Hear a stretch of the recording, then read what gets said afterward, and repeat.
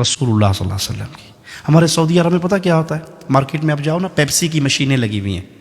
Pepsi کی ایک ریال ڈالو تو سارے بٹن، آپ نے مکہ میں دیکھا ہوگا جو بھائی عمرہ حج کرنے گئے، بٹن آن ہو جائیں گے. 7 اپ لے لو، کوکا کولا لے لو، پیپسی لے لو، جو مرضی لے لو. ٹھیک ہے، کیا ڈالنے سے؟ ریال. اور اگر پاکستانی روپیہ ڈالو اس میں بابا جینا والا، تو جتنی سپیڈ سے اندر جاتا ہے اتنی سپیڈ سے ریٹرن آتا ہے.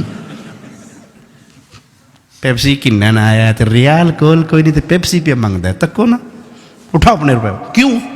اس مشین میں ایک کمپیوٹر فٹ ہے، اس کے اندر گورنمنٹ آف سعودیہ کے سائن یا ان کی سٹیمپ ہے. اس سٹیمپ کے مطابق جو چیز اندر آئے گی وہ کہیں گے جی اہلاً و سہلاً، تفضل اشرب پیپسی مویا ای شیء خذ، لے جاؤ. اور اگر وہ وہاں پر بابا جینا چلا جائے، گاندھی صاحب چلی جائے، خالدہ ضیاء صاحب چلی جائے، یا یہاں کی ملکہ جی کا کوئی وہ چلا جائے تو چک کے مارتا ہے، پھڑ پڑے. یہ اسٹیٹ ہے گورنمنٹ آف سعودیہ، یہاں پہ سکہ چلتا ہے گورنمنٹ آف سعودیہ کا. اے بھائی، قیامت کے دن جو اسٹیٹ لگے گی نا، وہاں بھی ایک سکہ چلے گا. اور وہ سکہ پتہ کس کا ہوگا؟ وابی، دیوبندی، بریلوی، سنی، نقشبندی، چشتی، قادری، رضوی، سہروردی، وردی، بغیر وردی، کوئی سکہ نہیں ہوگا اسلام کا.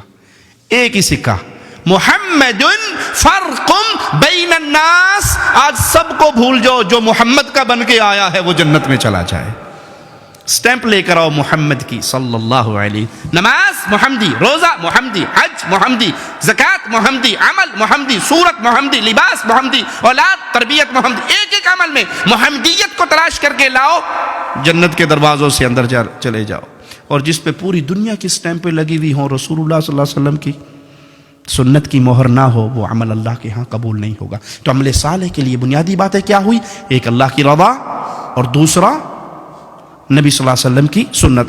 ہمیں شیطان نے ایک نیا جملہ ہے جی، کے پہ کر دے ہو نا جی، کے ارج نے، اگر سنت بھی نہیں ہے تو کے ارج نے. بابا جی دا ختم کروا چھوڑے نے، تیجا، 7واں نامہ، 10واں 40واں قول برسی، حرج کے نے، حرج دسو. قرآن ہی پڑھے آنے نا تک کو نا. مولوی کہنا ظالم ہے، کہنا قرآن بھی نہ پڑھو. اچھا ٹھیک ہے، میں بتاتا ہوں حرج کیا. ایک رکعت میں کتنے سجدے ہیں جی؟ ایک رکعت میں کتنے سجدے ہیں؟ 2. میں تیسرا سجدہ کروں گا تو اس میں کیا کہوں گا؟ دعائیں ہوں گی نا، سبحان رب العلی کہوں گا نا، گانے تو نہیں گاؤں گا، ڈانس تو نہیں ہوگا، دعا ہوگی. اب کسی مسلمان سے پوچھئے یہ تیسرا سجدہ مجھے کہاں لے جائے گا، جنت میں یا جہنم میں؟ جی جنت میں نہیں لے جائے گا. کیوں؟ میں نے تو سجدہ کیا اللہ کے لیے.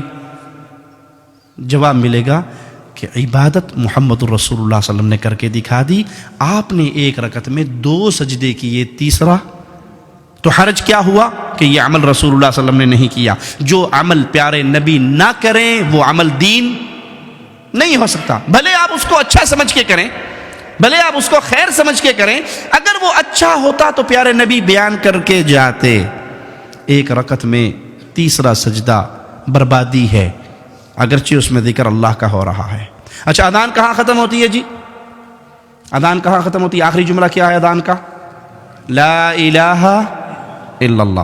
اب کلمہ پورا کیا ہے؟ لا الہ الا اللہ محمد رسول اللہ. اگر کوئی مؤذن آج سے یہ شروع کرے جی یہ تے ادھا کلمہ ہے جی، اذان تے ناقص ادھوری رہ گئی ہے، میں نال اگلا حصہ بھی جوڑ کے کہنا اذان ختم کرتا ہے لا الہ الا اللہ محمد رسول اللہ، کیا خیال ہے؟ یہ کام اچھا ہے یا برا جی؟ پھر بولیے. اچھا نہیں ہے. کیوں؟ اس نے اذان میں اضافہ کر دیا، وہ جملہ کہا جو رسول اللہ صلی اللہ علیہ وسلم نے نہیں سکھایا. اگرچہ اس نے کلمہ کمپلیٹ کیا ہے لیکن اس موقع پہ رسول اللہ صلی اللہ علیہ وسلم نے یہ عمل نہیں سکھایا.